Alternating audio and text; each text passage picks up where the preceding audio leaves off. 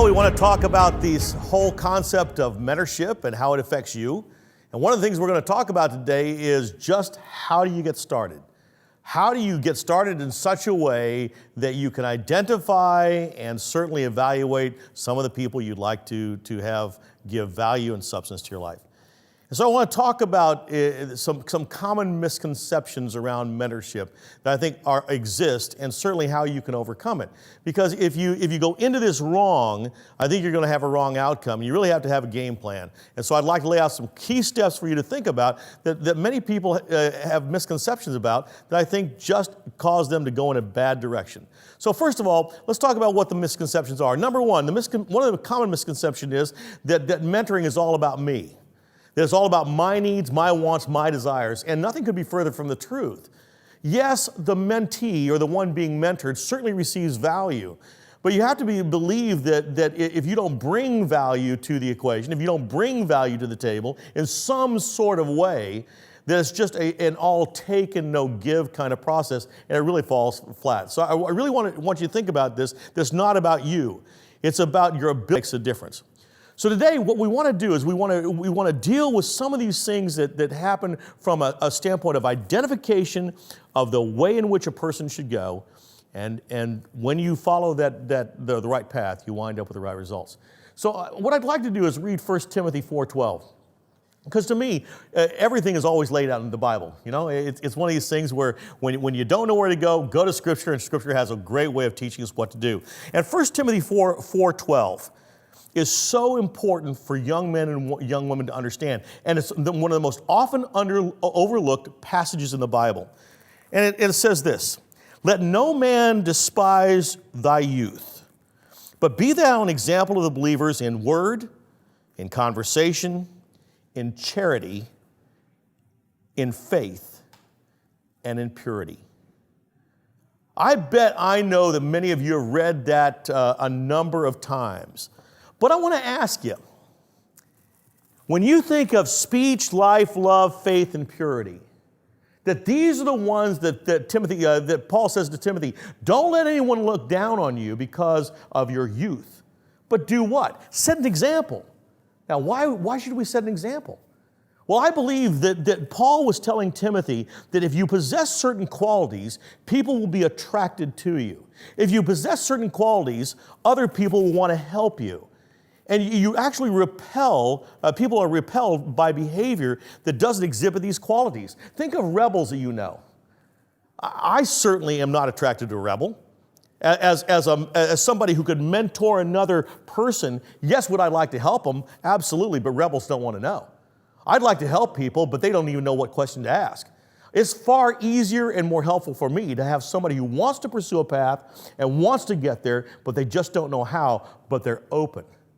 And I will tell you that these 5 things are 5 things that every single one of you young people ought to really understand about how to do. Let's talk about each one of them.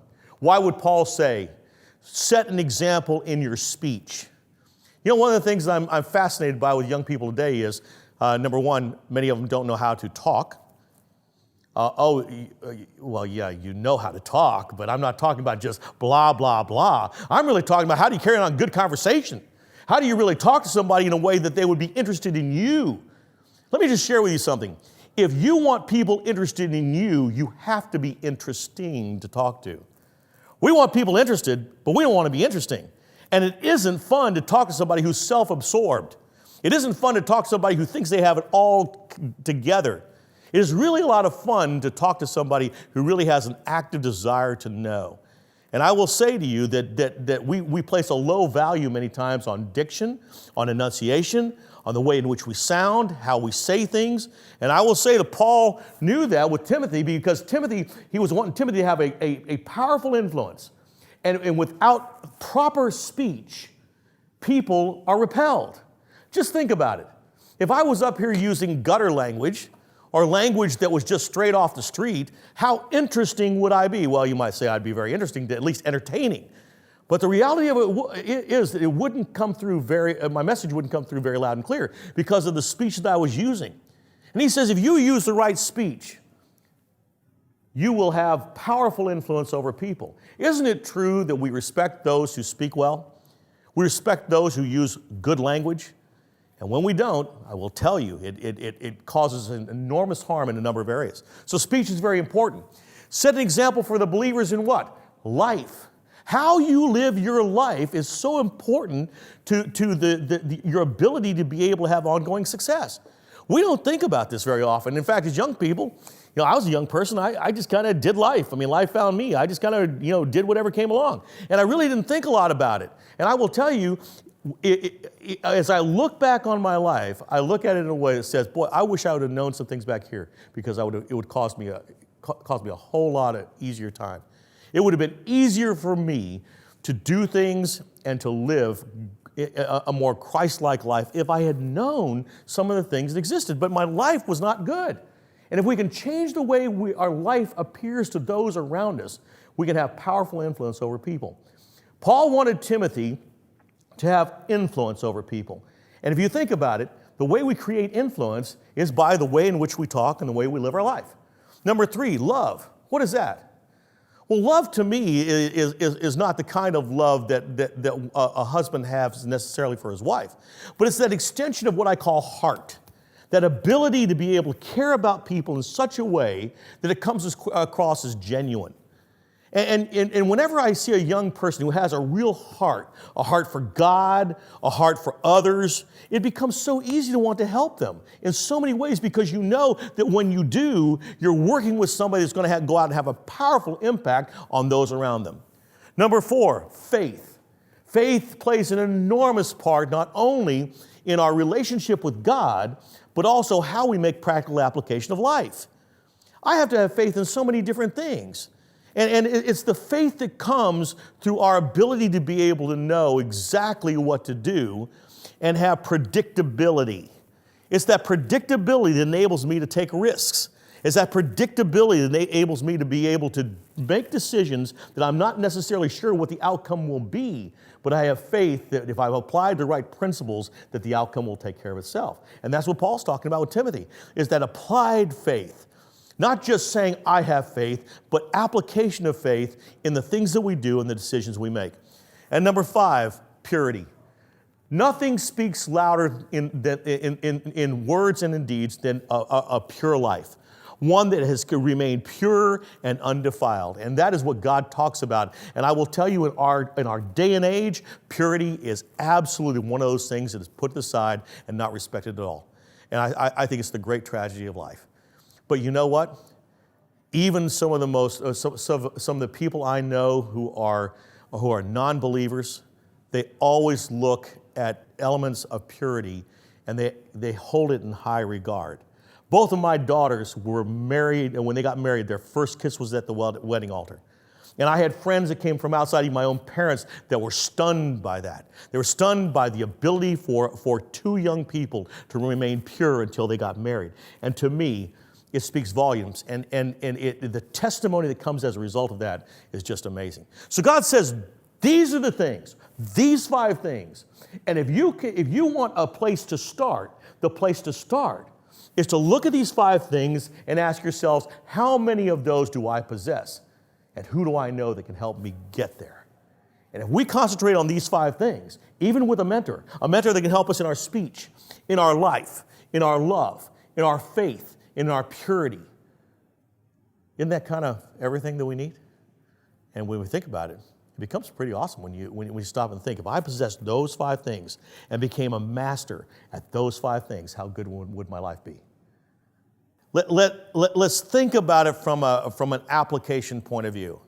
I know way too many young people who sit for lengths of time trying to figure out what they want to do. They've gone to school, they've got their degrees, they've done their study, and now they look down the path and they say, okay, it's time for me to decide I need to be and fill in the blank. I need to be an accountant. I need to be an astronaut. I need to be a fireman. I need to be a policeman. Whatever it is. And we think that we have to pick a job. And I will tell you that when I came out of school, I wanted to be a lawyer. And about the time I got accepted to law school, that all changed. And now I wanted to be something else. And pretty soon I was caught up in this trap of trying to figure out what I wanted to do rather than who I wanted to become. And there is a difference. If I become this, the choice of doing widens, and it really doesn't matter. There are just certain qualities a person has to possess. But as we go back and think about these things, it's important to find people in our lives that can help us achieve that. So I want to talk to you a little bit about how do you go about this. Because if I don't bring it down to some semblance of path, way to follow, it becomes a little bit mystical, and I want to demystify it. Number one, so take some notes on this, because there's 7 things I think you got to go through. Number one, I think you need to survey your landscape and find someone that you want to be like. I'm sure you probably already thought about that. I'd like to be like him. I'd like to be like her. There are people you have seen that you would like to be like. But just because you'd like to be like them doesn't necessarily mean that you should. I think there's more to it than just wanting to be like somebody. You have to really observe them. You know, have you ever talked with somebody on the phone and then you met them 2 days later and you had to take a double take? Has that ever happened? What did we do? We formed a picture of what that person would look like in our mind because we couldn't see them. And then all of a sudden we see them and the picture is completely different. And we have to do a double take. It happens all the time. And you see, sometimes we're more influenced by the things that we hear than by the things that we see. And I will say that as you think about what happens in life, we need to both hear and see. Really study a person. Study a person in the areas of who they are, what they do, why you want to become like them, and what do they possess that you don't have. Now, number 2, you got to study them. You got to study them with your eyes and your ears. You have to really look to see if they had influence in your life. Would it be the kind of influence that would help you? Or would it be the kind of influence that hurts you?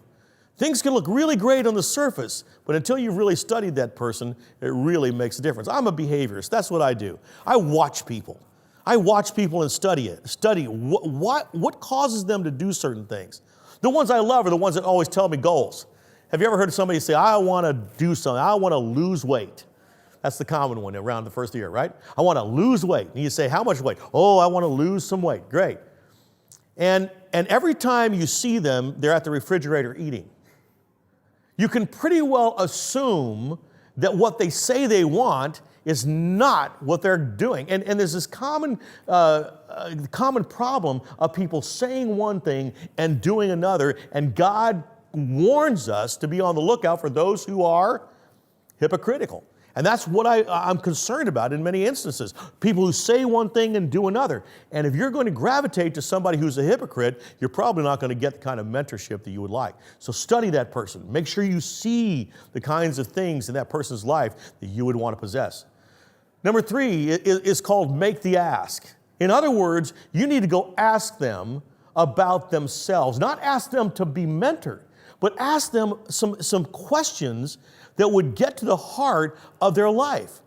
A young man came to me the other day and he said, I'm interested in receiving mentorship and I'm considering you, but I need to ask you some questions.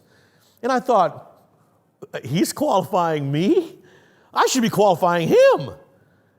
But I was taken back by the nature of the questions that he asked. And he began to start asking me questions about what I believed, what were my values, why did I believe the way I did? What was it about my family that I found to be the most important aspect of raising children? And I was stunned by the nature of the questions he asked me, and it moved from this whole qualification aspect that I thought he was doing to I'm sharing with him what drives me, what motivates me, why I do the things I do. And he's making an evaluation, is that the kind of things he wants to learn? But he's doing it through asking questions in such a way that he learns so much about me that gives him an ability to be able to evaluate, is that the kind of leadership I want to follow? Is that the kind of mentorship I want to study under? Number 4, I think the best thing that any of you can do is evaluate the fruit. If you take a look at a person's life, you can take a look at my life and you can say, okay, I really like some things about that person's life. I'm saying to you, look at their fruit. You ought to be looking at their children. That's who you ought to be looking at. If you were to ask me to mentor you, you shouldn't be just looking at me. Look at my fruit. God says what? By your fruit, you'll know them. I'm saying to you, by their fruit, you'll know whether they're a proper mentor or not. I am stunned at the number of people who have really great qualities and really good ideas whose fruit is bad. How many pastors do we know that have all the right message, but their fruit has gone awry? And I will tell you that it's in the fruit that will show you whether wisdom really exists within the part of the person that you're interested in having mentor you. Number 5, I think you got to have, instead of asking somebody to mentor you, I think you have to let that relationship really evolve organically. I can think of 2 or 3 young men that I have mentored over the course of the last few years. And I will say to you, it wasn't something just had a start and a stop. It was developed over a friendship. It was one of these things where I became friends with this young man before I ever even knew I was involved in mentoring him. I just liked them. I liked what they did. I liked what they believed. I liked what they spoke about. I liked the direction they were heading. And I felt a complete obligation to want to help them. And it didn't feel to me like work. It didn't feel to me like I was taking time I didn't have. It really felt like I was investing in a young man that really was going to take what I was sharing with him and take it to the next level and become better in some cases at it than I was. And so we have to let these relationships evolve organically. The only way that can happen is you've got to take an active pursuit. Remember, I said one of the misconceptions is that mentorship is more passive than active, and it is contrary. It is not true. It is a very active relationship that must take place. And you as the mentee must pursue that. But you pursue it on a relationship process, not on a seeking of information or seeking of feedback. Number 6, I think of all the things that a young person could do is to seek somebody who's going to absolutely be candid and be open and honest. How much honest feedback do we really ever get? Think about it. I'm sure you get it from some members of your family, but the reality of it is that very few times in life do people really give you open and candid feedback and tell you that things that you just may not want to hear, but when you hear it, you know it's probably true. I will tell you, that's the greatest testament of a good friend. And I take that job very seriously when I'm mentoring somebody. It's not I give them all the things they want to hear. I want to protect them from things that they're going to face down the road. Here's what I found in life. I found myself saying, if I can just get through this, life's going to be okay. Have you ever caught yourself saying that? If I can just get through this problem, life's going to be okay. And what I found out is, man, it's not okay. It's just prepping me for the next thing that's going to happen. And then what I find out is the things get progressively worse. And about the third one, you're wishing for that thing back here that you had. And you're thinking, oh my goodness, life is a preparation for the things to come. And if you don't learn those lessons early, what happens is you wind up in real trouble down the road. Life is a preparation for things to come. And you know what? Mentors can help you change that. Mentors can prepare you in ways that you'll never find out for yourself. I had to learn in many instances by just doing. I had to learn in many instances by having a 2x4 hit me up against the head.